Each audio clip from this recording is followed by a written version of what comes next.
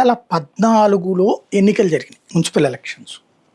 అప్పుడు జరిగింది main assembly ఎలక్షన్స్కి ముందు జరిగినాయి. 2014 జనవరి ఫిబ్రవరిలో జరిగినాయి. అప్పుడున్నది ఎవరు? కిరణ్ కుమార్ రెడ్డి ముఖ్యమంత్రి. రాష్ట్ర విభజనకు ముందు జరిగింది.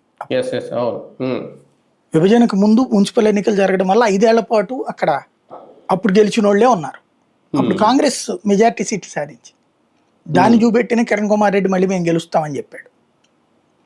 కానీ దానికి మెయిన్ ఎలక్షన్స్కి పొంతన ఉండదు, స్థానిక ఎన్నికలకి.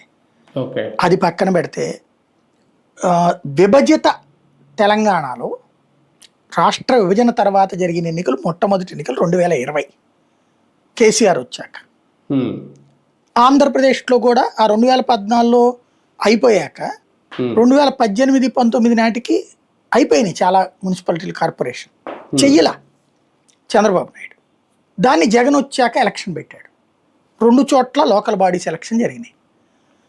తెలంగాణలో అప్పుడు జరిగినటువంటి 2020 ఎన్నికల్లో కాంగ్రెస్ పార్టీకి వచ్చింది కేవలం 4 మున్సిపాలిటీలు, కార్పొరేషన్ కూడా కాదు, 4 మున్సిపాలిటీలు. మిగతా క్లీన్ స్వీప్ చేసేసింది టీఆర్ఎస్. అదే సందర్భంలో బీజేపీ 2 మున్సిపాలిటీలు గెలుచుకుంది. బీఆర్ఎస్ మిగతా అన్ని ఎంఐఎం 2 సాధించింది. ఇది అప్పుడు జరిగింది. దాంతో పోల్చుకుంటే అధికారంలో ఉన్న కాంగ్రెస్ పార్టీ ఇప్పుడు చాలా